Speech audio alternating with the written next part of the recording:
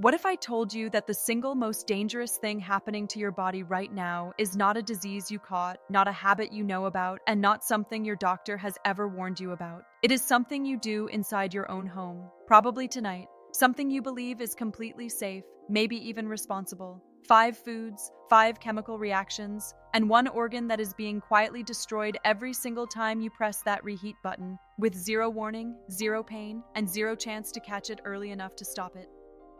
Stay with me, because what you are about to hear in the next few minutes could be the most important thing you learn all year. I have spent over 10 years as a physician watching patients receive diagnoses that should never have happened. Not because medicine failed them, because nobody ever told them the truth about what was happening inside their own kitchens. I am Dr. Isabel Greer, and today I am going to walk you through 5 foods that are silently working against you every single time you reheat them. We are going to talk about what they turn into, why your pancreas is the organ that pays the highest price, and, most importantly, exactly what to do differently starting tonight. This is not complicated. You do not need a science degree. You just need about 10 minutes and the willingness to hear something that most doctors never bring up because, frankly, nobody asks. Quick disclaimer before we begin. Everything I share here is educational information. It is not a substitute for a visit with your own doctor. If you have specific health concerns, please speak with your physician directly. I am here to inform, not to diagnose. Now, let's get into it. Because the first food on this list is one I personally eat, and learning what happens when you reheat it genuinely changed my habits overnight. Think about last night's leftovers sitting in your fridge right now. Fried chicken, spring rolls, maybe some fries. What do you do with them tomorrow? You toss them in the microwave, or if you want to bring back that crispiness, you heat up a splash of fresh oil in the pan. I did that exact thing every single week for years, and I had no idea what I was doing. Here is the truth. Cooking oils, the ones most of us have on our shelves right now, sunflower oil, vegetable oil, corn oil, are chemically unstable when they get hot. The first time you fry with them, they begin to break down. The second time you heat that same food or add fresh oil to already cooked food, that breakdown accelerates dramatically. What comes out of that process is a group of toxic compounds called aldehydes. You do not need to memorize the name, you just need to understand what they do. They release free radicals into your body. Think of free radicals like tiny sparks from an uncontrolled fire, flying in every direction, landing on healthy cells, burning holes in the very DNA that tells each cell how to grow and when to stop. When that instruction code gets damaged enough times, cells stop listening.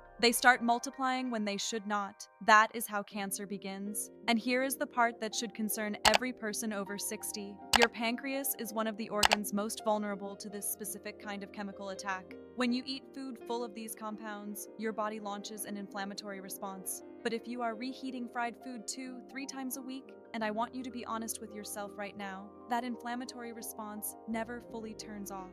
A permanently inflamed pancreas is like a surgeon trying to perform delicate surgery inside a room that is on fire. Eventually, something goes wrong. The fix is simple. Never reheat fried food in oil. Not fresh oil, not the same oil. Use a dry oven at 180 degrees Celsius or an air fryer. Dry heat, no new chemical damage, and never reuse cooking oil. Fry once, discard it. That choice, a small amount of oil versus the long-term health of your pancreas, is not even a close call. Drop a number in the comments right now. How many times this week did you reheat something fried? And stay right here, because the second food is something that every nutrition expert on the planet calls a superfood. And what it does when you reheat it is something nobody talks about. Spinach, kale, chard. You cook a big batch on Sunday because it is practical and it is healthy and you feel genuinely good about yourself. Monday, you microwave the leftovers, the color looks right, the smell is fine, the taste is exactly the same. And inside that bowl, a chemical reaction has just completed that the World Health Organization has officially linked to cancer risk.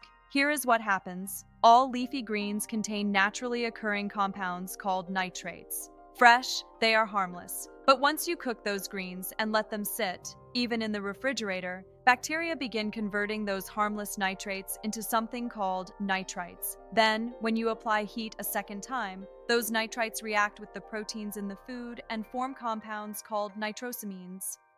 Nitrosamines. Write that word down. The International Agency for Research on Cancer classifies them as probable human carcinogens. And they are genotoxic. meaning they go directly inside your cells, into the nucleus, and damage the master blueprint your body uses to repair and rebuild itself. Imagine someone sneaking into the blueprint room of a building every few nights and quietly erasing one instruction. The repair crews catch most of the damage, but not all of it. Over months and years, the errors accumulate. Cells start building wrong. For your pancreas specifically, once nitrosamines enter your bloodstream, they travel everywhere your blood goes. Your pancreas is dragged into the detoxification process again and again, bathed in genotoxic compounds while already under biochemical stress. The fix is so easy, it almost feels too simple. Eat your cooked greens cold. Cold-cooked spinach in a grain bowl, tossed with a little olive oil and lemon. Every nutrient is still there. No second heating, no nitrosamine formation. If you do need them warm, cook only what you will eat in that moment. Do not make a weekly batch of leafy greens to reheat. This one small change costs you nothing and removes a genuine chemical risk from your daily life. Honest question for the comments. How many times this week did you reheat cooked spinach or kale? Give me the real number. Keep watching. The third food is the one that surprises people the most because it looks and smells and tastes completely normal even when it is actively dangerous. Every household on Earth does this. You cook a big pot of rice, you eat some, you refrigerate the rest, and reheat portions over the next several days. Completely normal, completely routine. And nobody ever told you what is living inside that rice from the exact moment it starts cooling down. I want to introduce you to a bacteria called Bacillus cereus. It is present in raw rice from any supermarket, anywhere in the world. When you cook rice, the boiling water kills the active bacteria, but it does not kill the spores. A spore is a hardened survival structure that certain bacteria produce specifically to withstand conditions that would normally destroy them. They sit inside your perfectly cooked rice, invisible, odorless, tasteless, and they wait. The moment the temperature drops into the safe range, which happens right there on your counter as the rice cools, those spores wake up, they multiply, and as they multiply, they produce toxins.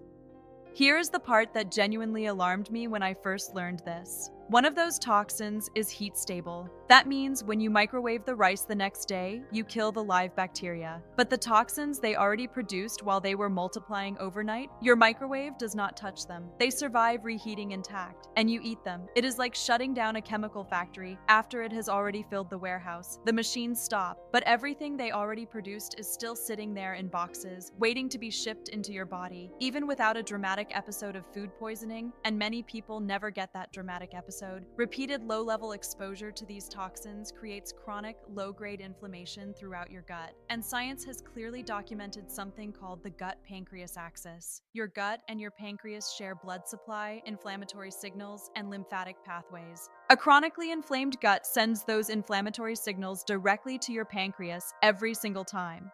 The fix: cool cooked rice within 1 hour of cooking. Spread it flat in a wide, shallow dish. More surface area means faster cooling, less time for spores to activate. Refrigerate it immediately. Eat it within 24 hours. When you reheat it, make sure it is steaming hot all the way through. Then eat it completely. Do not put it back in the fridge after reheating. Simple rules. Most people just have never been told them. How many days has the rice in your fridge been sitting there right now?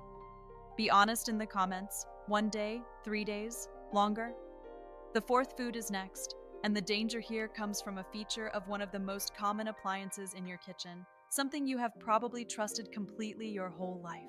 Roasted chicken thighs from last night. You saved them in a container, refrigerated them carefully. Today you put 2 pieces in the microwave for 2 minutes. The outside feels hot. You eat. This is millions of kitchens every single day. And there is a flaw in this routine that I want you to understand clearly. A microwave does not heat food the way an oven does. It excites water molecules inside the food to generate heat. But different parts of the same piece of chicken have different water content, different density, different fat distribution. Some parts reach temperatures that kill bacteria. Other parts, just centimeters away, stay at exactly the temperature where bacteria thrive. These are called cold spots. You cannot see them. You cannot feel them from the outside. The exterior can burn your fingers, while the interior is sitting at the precise temperature that dangerous bacteria prefer. With chicken, 2 bacteria make this specifically serious: Salmonella and Campylobacter. Both are present in raw poultry at high rates. Proper initial cooking eliminates them, but contamination can happen after cooking, on your hands, on cutting boards, on utensils. And those invisible cold spots inside your microwave chicken are not death zones for bacteria. They are warm, moist, protein-rich incubators. A salmonella infection is not a mild afternoon of discomfort. It is a full systemic event. High fever, violent cramping, your immune system mobilized into emergency mode. And while that emergency is playing out in your gut, your pancreas is not standing on the sidelines. It is pulled directly into the inflammatory response, every time. And it is not just the dramatic poisoning events that concern me. It is the repeated low-level exposures, too small to knock you completely down, but enough to keep your gut in a state of permanent low-grade inflammation that accumulates quietly across years. The fix: use the oven, 175 degrees Celsius, covered with foil. 15 to 20 minutes. The trapped heat reaches every part evenly, no cold spots. If you must use the microwave, cut the chicken into small uniform pieces, use medium power, stop halfway to rearrange, and let it rest covered for 2 full minutes after. Or, honestly, eat it cold. Cold shredded chicken in a salad eliminates every single risk we just talked about. No reheating, no cold spots, no inflammatory cascade. When you reheat chicken, do you actually check that it is steaming hot all the way through the thickest part, or do you touch the outside and assume the inside matches? Leave your honest answer in the comments. One more food left, and this one hits twice. 2 separate chemical attacks on your pancreas from a single bowl of leftovers. Last Sunday's roasted potatoes. You made a full tray because it is practical. Monday evening, you take them out and toss them in a pan with a little oil to get the crispiness back. Right now, inside that pan, 2 completely separate processes are attacking your pancreas simultaneously. Attack 1. A compound called acrylamide. The International Agency for Research on Cancer classifies it as a probable human carcinogen. It forms in starchy foods exposed to temperatures above 120 degrees Celsius. That gorgeous golden color, that perfect crispiness, that is the Maillard reaction, and acrylamide forms as part of that exact same process. Here is what makes reheated potatoes worse than freshly cooked ones. When a potato is cooked once and then refrigerated, its surface dries out. Sugars and amino acids concentrate right at that dry surface. When you apply high heat a second time, the chemical conditions for acrylamide formation are even more favorable than they were during the first cooking. You may actually be getting a higher carcinogen load from your reheated potatoes than from the original meal.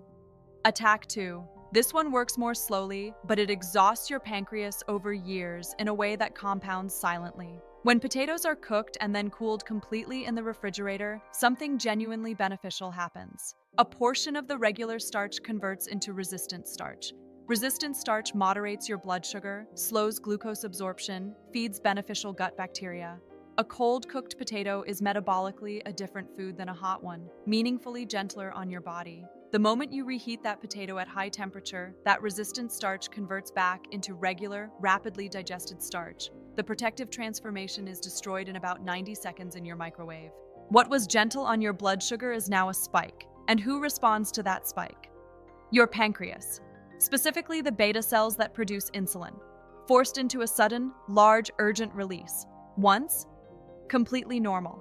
But 3 times a week, every week, for years, those beta cells get exhausted. They become less responsive. And progressive beta cell exhaustion is a documented pathway toward the chronic conditions that precede pancreatic cancer. 2 attacks at the same time, every single time you reheat those potatoes. And if you refry them in oil, you are stacking the dangers from food 5 on top of the dangers from food 1. The fix: eat your cooked potatoes cold whenever you can. Cold potato salad with olive oil, a splash of vinegar, fresh herbs. I know it sounds strange. Try it once, and you will be surprised. You keep all the resistant starch, you avoid additional acrylamide, and you give your pancreatic beta cells a meal they do not have to fight against. If you want them warm, use the lowest heat that just takes the chill off. Warm, not hot. And never, ever refry an already cooked potato. Fresh potato fried once is a completely different event from a cooked potato fried twice. How many times this week did you reheat potatoes? Comment the number honestly. All 5 foods, let me say them clearly, one last time, so you can carry this out of here today. Fried foods, reheat dry, oven or air fryer, never in oil. Leafy greens, eat cold or cook only what you need right now. Rice, cool fast, refrigerate within the hour, eat within 24 hours.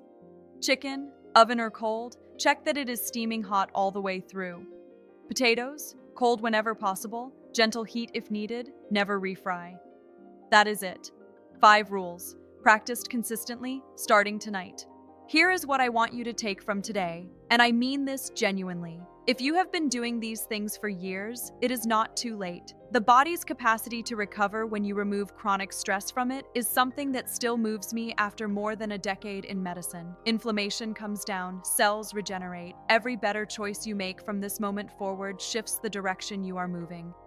I am not here to scare you. Fear is not useful. Specific, practical knowledge is useful. And that is what I hope you are walking away with today. Your pancreas has been working for you in complete silence every single day of your life. It never complained. It never asked for anything. Give it something back, starting with dinner tonight. If this gave you something real, something you are going to actually use, think of one person in your life right now, someone you care about who reheats rice every day or fries leftovers every week and has never heard any of this. Send it to them today, not tomorrow, today. That might genuinely be the most important thing you do for someone you love this week. I am Dr. Isabel Greer. If you want more of this, clear, honest, practical health information with no fluff, subscribe. That is the only ask. I will see you in the next one.